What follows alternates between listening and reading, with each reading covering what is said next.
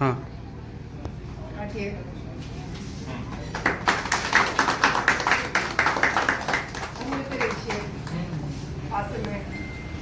नमस्कार, सभी का स्वागत है। दरभंगा में मौजूद हैं और दरभंगा में ये जो तस्वीर देख पा रहे हैं, पुष्पम प्रिया चौधरी ने आज उद्घाटन किया है। कार्यालय का उद्घाटन करते हुए पुष्पम प्रिया चौधरी ने क्या कहा है वो आपको सुनाएंगे। आज दरभंगा में ये तस्वीर दिखा रहे हैं, 4 वार्डों में खुले पुष्पम प्रिया चौधरी का कार्यालय। जनसंपर्क कार्यालय स्थायी तौर पर वार्ड पंचायत स्तर पर होगा, जनता से सीधा संवाद। ये तस्वीर देख पा रहे हैं। द पीपल्स पार्टी दप्पा के संस्थापक अध्यक्ष पुष्पम प्रिया चौधरी ने अपनी जन्मभूमि और मिथिला की सांस्कृतिक राजधानी दरभंगा को फिर से महान बनाने के लिए संकल्प के तहत राजनीतिक कार्यान्वयन की शुरुआत कर दी है। इस कार्यक्रम में उन्होंने गुरुवार को लगभग नगर निगम क्षेत्र के वार्ड संख्या 4, 15, 36 और 46 में पुष्पम प्रिया चौधरी जनसंपर्क कार्यालय का उद्घाटन कर दिया है। इस अवसर पर हजारों की संख्या में जगह जगह पर लोग उन्हें स्वागत करने के लिए और उनका सम्मान करने के लिए तैयार थे। पार्टी के अनुसार ऐसे जनसंपर्क कार्यालय दरभंगा विधानसभा के सभी वार्डों और पंचायतों में खोले जा रहे हैं। इनका उद्देश्य जमीनी स्तर पर जनता से सीधा संवाद स्थापित करना है, समस्या सुनना, सुझाव लेना और स्थानीय मुद्दों का समाधान करना है। उद्घाटन समारोह में संबोधित करते हुए पुष्पम प्रिया चौधरी ने कहा है कि मैं दरभंगा के आमूल चूल विकास और जनता की रोजमर्रा की समस्याओं के समाधान के लिए कृत संकल्पित हूँ। यह मेरी जन्मभूमि का मुझ पर कर्ज है।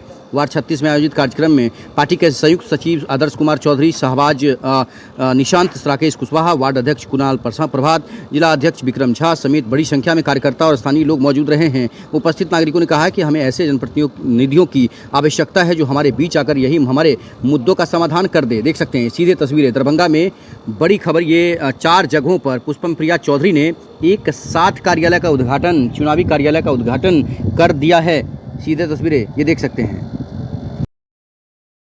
ये जो अभी आज पार्टी कार्यालय का उद्घाटन हुआ है, जो मैम चाह रही हैं, जो इनका मोटिव है, खासकर पूरे बिहार का विजन खासकर कहना चाहते हैं या दरभंगा को लेकर, तो क्या लग रहा है इनके आने से कहीं ना कहीं मतलब?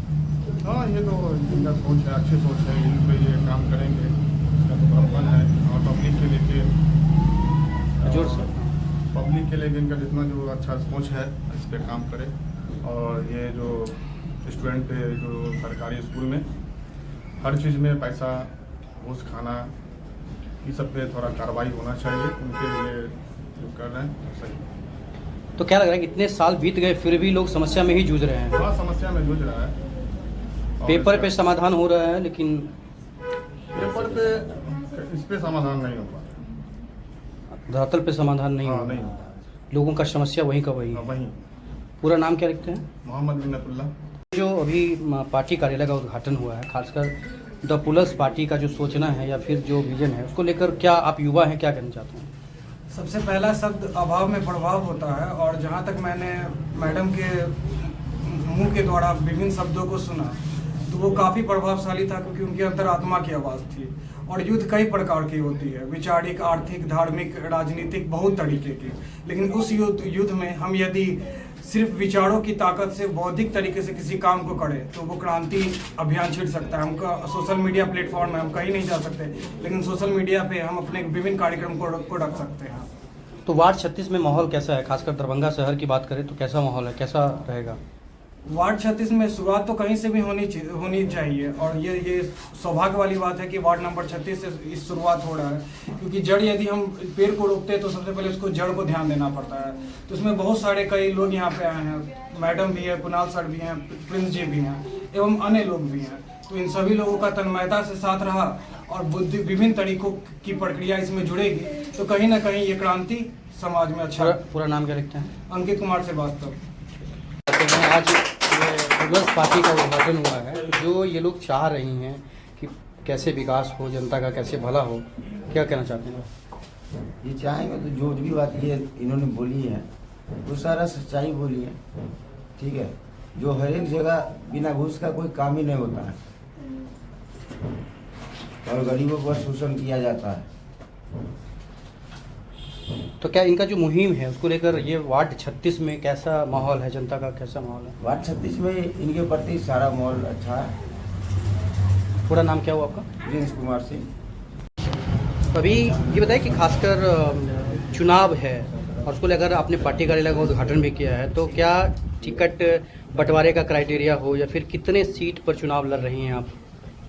पहली बात तो ये है कि टिकट बांटेंगे, बेचेंगे नहीं। और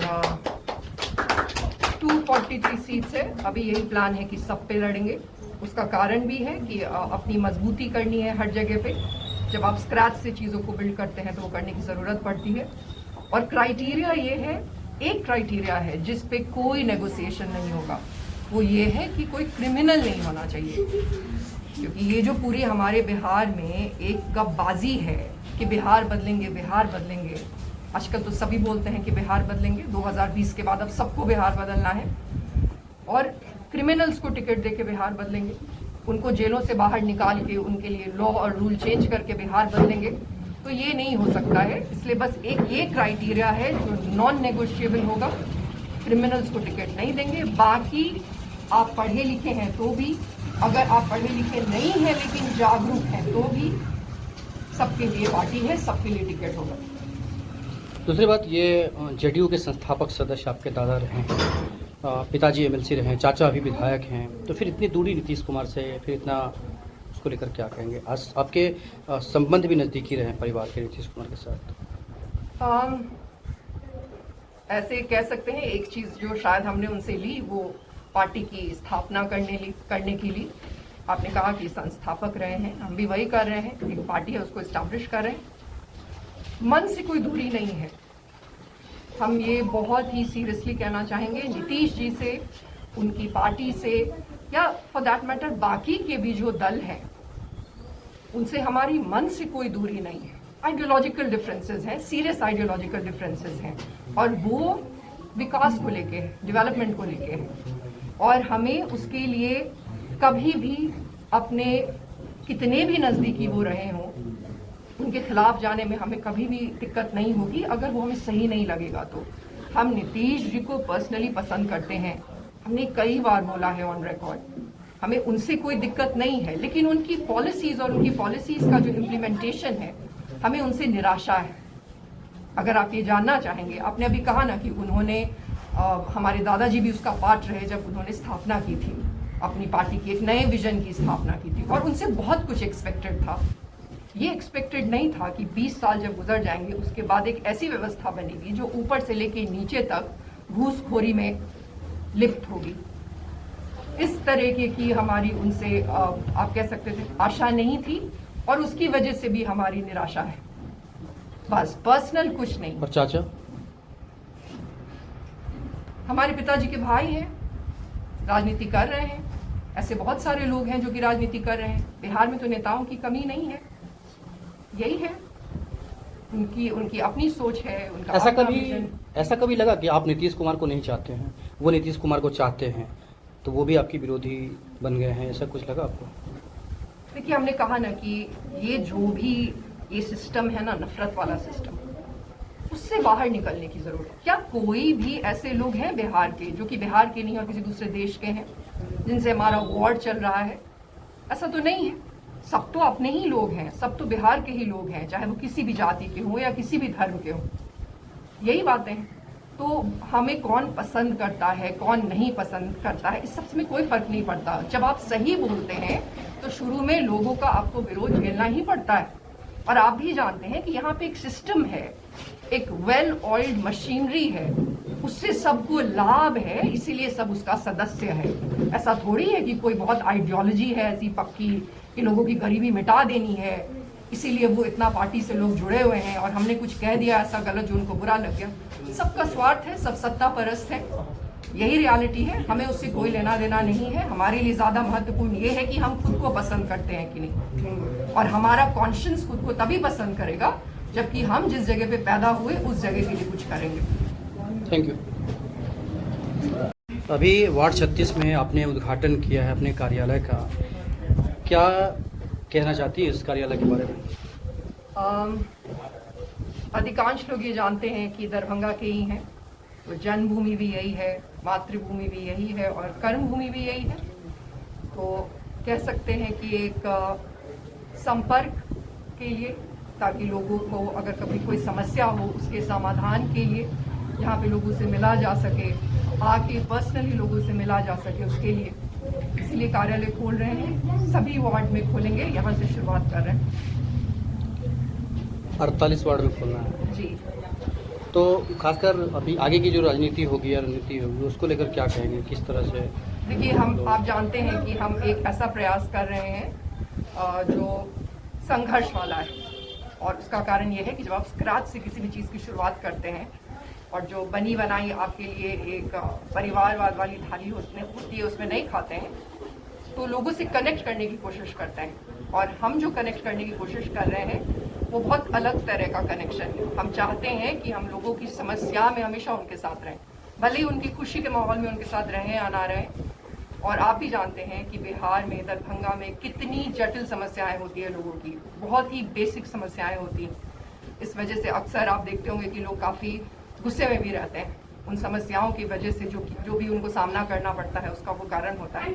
हम चाहते हैं कि वो यहाँ आए, अपना गुस्सा निकालें, हमसे जो भी उनकी समस्याएं हैं वो बताएं, ताकि हम अपनी तरफ से जो भी कोशिश कर सकते हैं वो करें, अभाव को कम करने की कोशिश करें।